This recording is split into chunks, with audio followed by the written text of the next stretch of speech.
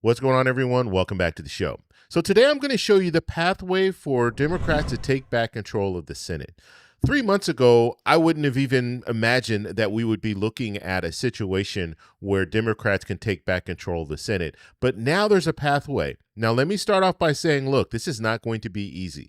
It's going to be hard for Democrats. It will be a steep hill to climb, but it's very possible. So we're going to talk a little bit about this. We're going to take a look at the Cook Political Report. So let me go ahead. I just want to dive right in. And let's first start off by looking at the Senate map. So currently, right now, we're looking at Democrats and independents at 47, Republicans at 53.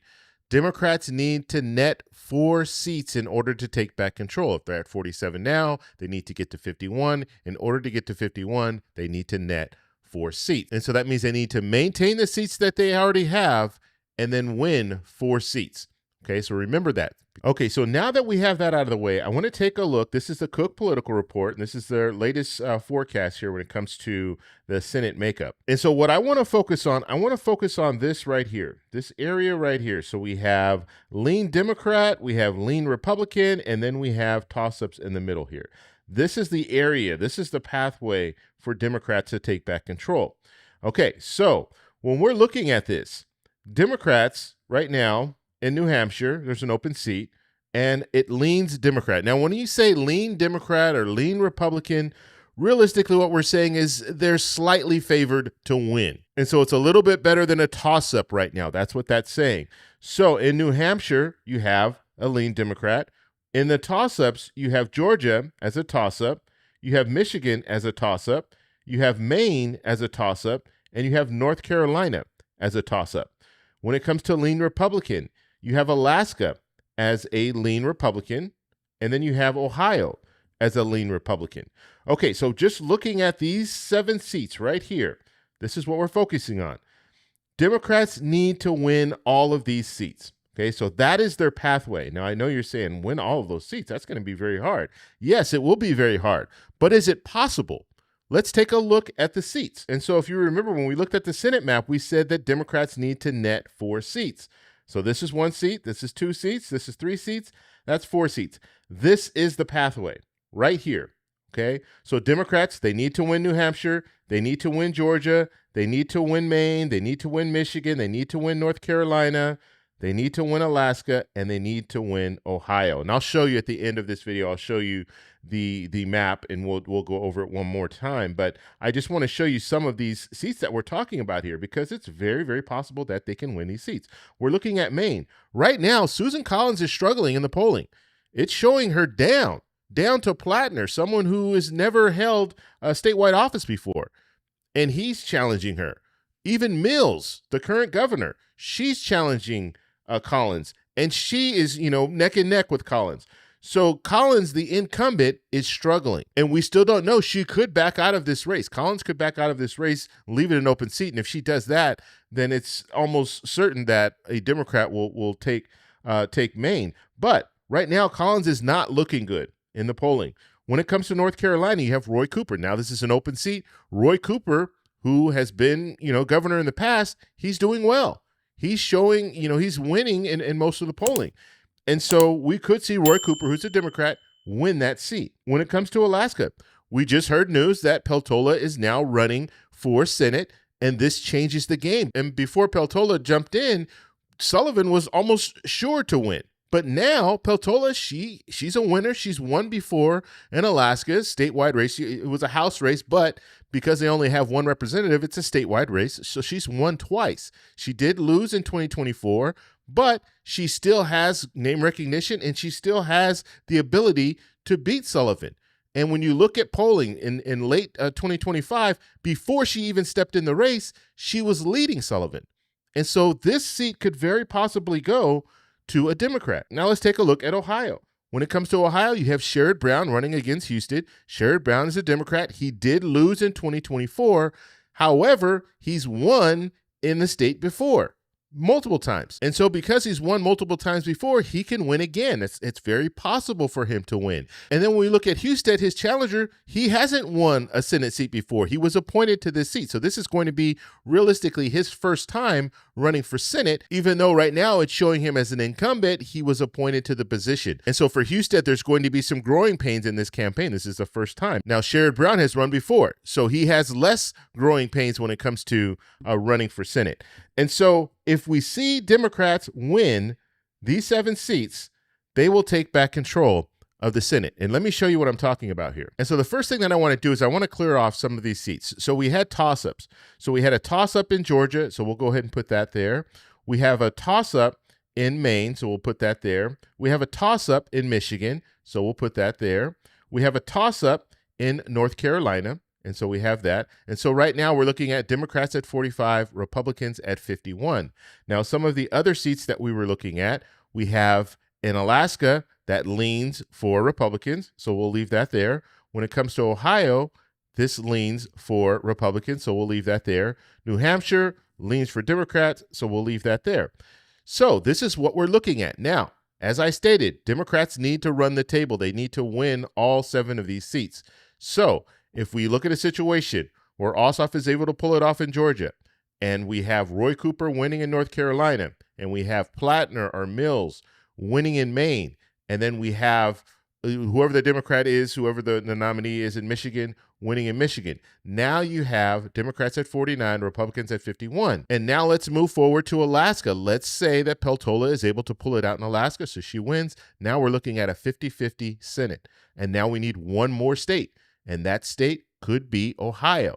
If Democrats win in Ohio, now Democrats have 51, Republicans have 49, Democrats take back control of the Senate. And so that's the math. That's what we're looking at right now. And this is according to the Cook Political Report. We might see some changes in the future. And let me show you this. And the reason why I'm saying that is because if we were to look, and I just want to zoom out. If we were to look at this breakdown right now, this is how hard it's going to be for Democrats to win. But as I stated, it's possible. Now let's compare that to Republicans. So Republicans, what they need to do is they need to win all of these seats here, and only win one, just one of these seats here. That's it. That's all they need to do to maintain control of the Senate. And remember, if we're looking at a 50-50 Senate, that favors Republicans because the vice president comes in and breaks the tie. And so all Republicans have to do is win one of these seats, just one. They don't have to win all of them and then maintain the seats that they have. Now, on the other hand, when it comes to Democrats, what do they need to do? Democrats need to win all of these seats, and they need to win all of these seats in order to take back control of the Senate. So you see, that is an uphill climb for them. It's not going to be easy, but very, very possible. If they can maintain the seats that they already have and then net these 4 seats, then they can take back control of the Senate. Now, something else worth noting. When we're looking at some, and this is a breakdown coming from the Cook Political Report. Now, we do have other forecasters that are putting out different information. But when we're looking at this, some of these seats could move from a likely Republican to maybe a lean. If we're looking at Texas, that could potentially move because we don't know if it's going to be Cornyn or Paxton. If it's Paxton, we could see this actually move over to a lean Republican instead of a likely, and that's because Paxton has a little bit more baggage, and when you're looking at the polling, Democrats poll better against Paxton than they do Cornyn. So we could see that move. When it comes to Iowa, I don't really know yet. It's an open seat, so there's a lot out there. It could potentially also move to a lean Republican depending on who the candidate is. It could also move to a toss-up depending on who the candidate is running on the Republican side and the Democratic side. So we don't know exactly how that will play out. When we're looking at some of these other states that are considered right now solid Republican, Lindsey Graham, I don't think that's a solid Republican seat right now. You have a lot of people that are not very happy with Lindsey Graham and in South Carolina, and they want change. And so we could see that move to a likely, or we could see that even move to a lean. We don't know yet. We have an open seat in Kentucky. We could see that move to a likely Republican. It all depends on who the candidate is, because if you have the right candidate, yes, it could remain solid. If you don't have the right candidate, then we could see a big change, and we could see even a big shift where it moves over now to a toss-up. So we do have some seats on the Republican side and the Democratic side. We'll take a look at that in a second. But on the Republican side, that it raises some questions. When it comes to Louisiana, Cassidy is not getting the endorsement from President Trump. that could move this over just a little bit to a likely Republican. Now, when it comes to Louisiana, it's going to go red, okay? We know that. But something else that we need to mention is if these seats, some of these solid seats now move over to a likely or even a lean Republican, guess what? That means they have to spend more money and resources in those races. And if they have to spend more money in some of these races, they're spending less money in some of these other races that are likely or that are lean. And some of these seats that are lean, if they move to toss-up, they might not even put much money into them at all because they're afraid that they don't want to lose any of these solid seats. And so because of that, they might put more money in those solid seats that have moved from solid to likely. So that could be what we see. Now, when it comes to Democrats, we can look at some of these seats. You can look at New Hampshire. It's an open seat. We already kind of went over that. When it comes to Minnesota, that's a likely Democratic seat. When it comes to some of these solid seats, do we see anything that, could pose some problems? Well, you have an open seat in Illinois. That could pose a problem because it's an open seat. We don't know who the candidate's going to be. But looking at pretty much all of the seats here on the Democratic side, you don't have any, I don't see anything that really stands out to me to say, okay, you know what? It's a solid Democratic seat. And now I think it's going to be a likely Democrat or it's going to move to a lean Democrat.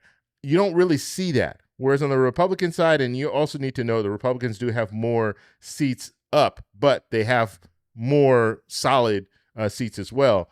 But when you're looking at these seats, we don't really know how they're going to go. Another seat that I just saw right now, Ricketts in Nebraska. We don't know how the independent is going to do in Nebraska. The independent could move this race from a solid Republican to maybe a likely Republican or even a lean Republican.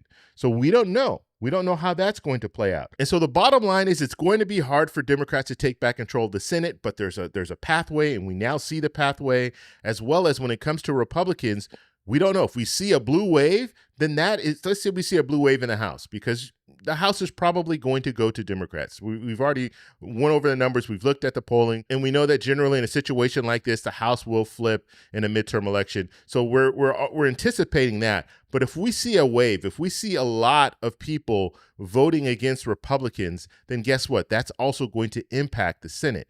And if it does impact the Senate, then we can see that pathway. We can see Democrats winning or netting 4 seats and taking back control of the Senate. And I want to know your thoughts on this. Do you think Democrats have a chance to take back the Senate? Let me know in the comments below. If you like this video, please give me a thumbs up. Please subscribe for more. And remember, stay informed, stay engaged, and I'll talk to you in the next one.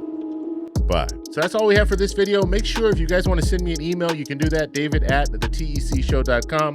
Like the video, subscribe for more, and check out these videos over here for some more great content. Talk to you later.